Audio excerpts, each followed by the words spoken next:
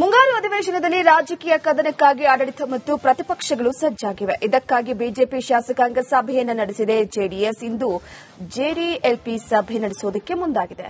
ಆದರೆ ಸಿಎಲ್ಪಿ ಸಭೆ ಯಾವಾಗ ಎನ್ನುವಂತ ಚರ್ಚೆ ಕೂಡ ಶುರುವಾಗಿದೆ.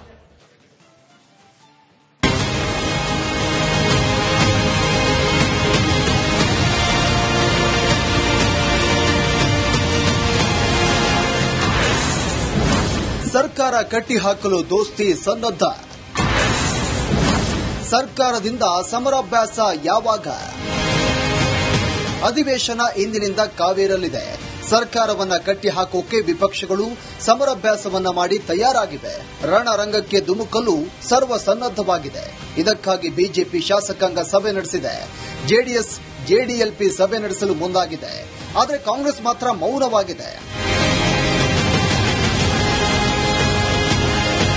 ಬಿಜೆಪಿ ಹಾಗೂ ಜೆಡಿಎಸ್ ಉಭಯ ಸದನಗಳಲ್ಲಿ ಪ್ರಸ್ತಾಪ ಮಾಡುವಂತಹ ಪ್ರತಿಯೊಂದು ಆರೋಪಗಳಿಗೂ ದಾಖಲೆ ಸಮೇತ ಪ್ರತ್ಯುತ್ತರ ನೀಡಲು ಸರ್ಕಾರ ಪ್ಲಾನ್ ಏನೋ ಮಾಡಿದೆ.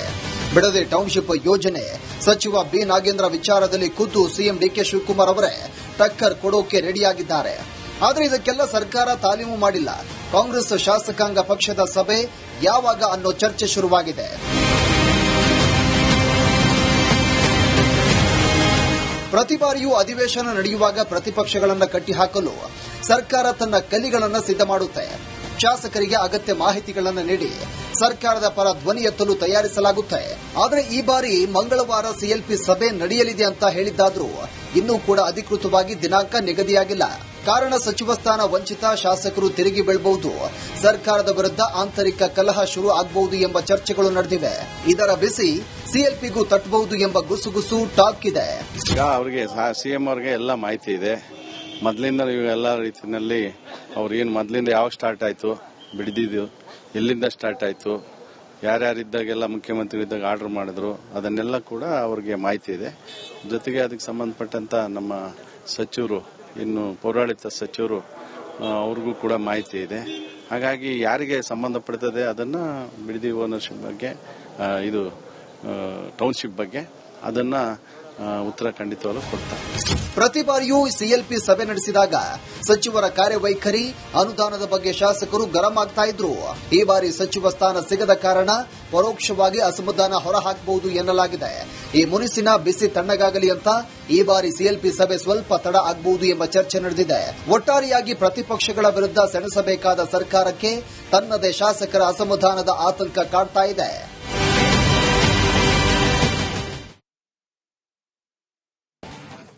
ಮುಂಗಾರು ಅಧಿವೇಶನದಲ್ಲಿ ರಾಜಕೀಯ ಕದನಕ್ಕಾಗಿ ಆಡಳಿತ ಮತ್ತು ಪ್ರತಿಪಕ್ಷಗಳು ಸಜ್ಜಾಗಿವೆ. ಇದಕ್ಕಾಗಿ ಬಿಜೆಪಿ ಶಾಸಕಾಂಗ ಸಭೆಯನ್ನು ನಡೆಸಿದೆ. ಜೆಡಿಎಸ್ ಇಂದು ಜೆಡಿಎಲ್ಪಿ ಸಭೆ ನಡೆಸುವುದಕ್ಕೆ ಮುಂದಾಗಿದೆ.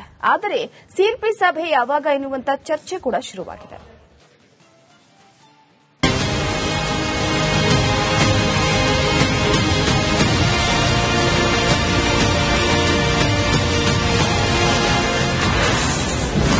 ಸರ್ಕಾರ ಕಟ್ಟಿಹಾಕಲು ದೋಸ್ತಿ ಸನ್ನದ್ಧ.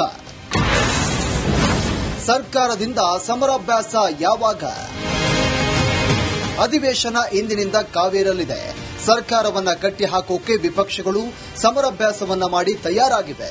ರಣರಂಗಕ್ಕೆ ಧುಮುಕಲು ಸರ್ವ ಸನ್ನದ್ದವಾಗಿದೆ. ಇದಕ್ಕಾಗಿ ಬಿಜೆಪಿ ಶಾಸಕಾಂಗ ಸಭೆ ನಡೆಸಿದೆ. ಜೆಡಿಎಸ್ ಜೆಡಿಎಲ್ಪಿ ಸಭೆ ನಡೆಸಲು ಮುಂದಾಗಿದೆ. ಆದರೆ ಕಾಂಗ್ರೆಸ್ ಮಾತ್ರ ಮೌನವಾಗಿದೆ. ಬಿಜೆಪಿ ಹಾಗೂ ಜೆಡಿಎಸ್ ಉಭಯ ಸದನಗಳಲ್ಲಿ ಪ್ರಸ್ತಾಪ ಮಾಡುವಂತಹ ಪ್ರತಿಯೊಂದು ಆರೋಪಗಳಿಗೂ ದಾಖಲೆ ಸಮೇತ ಪ್ರತ್ಯುತ್ತರ ನೀಡಲು ಸರ್ಕಾರ ಪ್ಲಾನ್ ಏನೋ ಮಾಡಿದೆ. ಬಿಡದೆ ಟೌನ್ಶಿಪ್ ಯೋಜನೆ ಸಚಿವ ಬಿ ನಾಗೇಂದ್ರ ವಿಚಾರದಲ್ಲಿ ಖುದ್ದು ಸಿಎಂ ಡಿಕೆ ಶಿವಕುಮಾರ್ ಅವರೇ ಟಕ್ಕರ್ ಕೊಡೋಕೆ ರೆಡಿಯಾಗಿದ್ದಾರೆ. ಆದರೆ ಇದಕ್ಕೆಲ್ಲ ಸರ್ಕಾರ ತಾಲೀಮು ಮಾಡಿಲ್ಲ. ಕಾಂಗ್ರೆಸ್ ಶಾಸಕಾಂಗ ಪಕ್ಷದ ಸಭೆ ಯಾವಾಗ ಅನ್ನೋ ಚರ್ಚೆ ಶುರುವಾಗಿದೆ.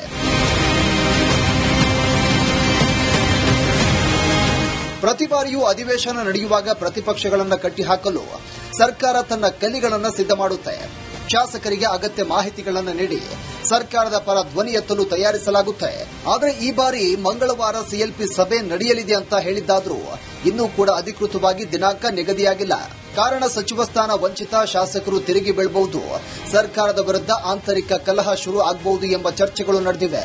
ಇದರ ಬಿಸಿ ಸಿಎಲ್ಪಿಗೂ ತಟ್ಟಬಹುದು ಎಂಬ ಗುಸುಗುಸು ಟಾಕ್ ಇದೆ. ಈಗ ಅವರಿಗೆ ಸಿಎಂ ಅವರಿಗೆ ಎಲ್ಲ ಮಾಹಿತಿ ಇದೆ. ಮೊದಲಿಂದ ಎಲ್ಲ ರೀತಿಯಲ್ಲಿ ಅವ್ರು ಏನು ಮೊದಲಿಂದ ಯಾವಾಗ ಸ್ಟಾರ್ಟ್ ಆಯಿತು ಬಿಡಿದಿದ್ದು ಎಲ್ಲಿಂದ ಸ್ಟಾರ್ಟ್ ಆಯಿತು ಯಾರ್ಯಾರಿದ್ದಾಗೆಲ್ಲ ಮುಖ್ಯಮಂತ್ರಿ ಇದ್ದಾಗ ಆರ್ಡರ್ ಮಾಡಿದ್ರು ಅದನ್ನೆಲ್ಲ ಕೂಡ ಅವ್ರಿಗೆ ಮಾಹಿತಿ ಇದೆ. ಜೊತೆಗೆ ಅದಕ್ಕೆ ಸಂಬಂಧಪಟ್ಟಂತ ನಮ್ಮ ಸಚಿವರು ಇನ್ನು ಪೌರಾಡಳಿತ ಸಚಿವರು ಅವ್ರಿಗೂ ಕೂಡ ಮಾಹಿತಿ ಇದೆ. ಹಾಗಾಗಿ ಯಾರಿಗೆ ಸಂಬಂಧಪಡ್ತದೆ ಅದನ್ನ ಬಿಡದಿ ಓನರ್ಶಿಪ್ ಬಗ್ಗೆ ಇದು ಟೌನ್ಶಿಪ್ ಬಗ್ಗೆ ಅದನ್ನ ಉತ್ತರ ಖಂಡಿತವಾಗ್ಲೂ ಕೊಡ್ತಾರೆ. ಪ್ರತಿ ಬಾರಿಯೂ ಸಿಎಲ್ಪಿ ಸಭೆ ನಡೆಸಿದಾಗ ಸಚಿವರ ಕಾರ್ಯವೈಖರಿ ಅನುದಾನದ ಬಗ್ಗೆ ಶಾಸಕರು ಗರಂ ಆಗ್ತಾ ಇದ್ರು. ಈ ಬಾರಿ ಸಚಿವ ಸ್ಥಾನ ಸಿಗದ ಕಾರಣ ಪರೋಕ್ಷವಾಗಿ ಅಸಮಾಧಾನ ಹೊರಹಾಕಬಹುದು ಎನ್ನಲಾಗಿದೆ. ಈ ಮುನಿಸಿನ ಬಿಸಿ ತಣ್ಣಗಾಗಲಿ ಅಂತ ಈ ಬಾರಿ ಸಿಎಲ್ಪಿ ಸಭೆ ಸ್ವಲ್ಪ ತಡ ಆಗಬಹುದು ಎಂಬ ಚರ್ಚೆ ನಡೆದಿದೆ. ಒಟ್ಟಾರೆಯಾಗಿ ಪ್ರತಿಪಕ್ಷಗಳ ವಿರುದ್ಧ ಸೆಣಸಬೇಕಾದ ಸರ್ಕಾರಕ್ಕೆ ತನ್ನದೇ ಶಾಸಕರ ಅಸಮಾಧಾನದ ಆತಂಕ ಕಾಡ್ತಾ ಇದೆ.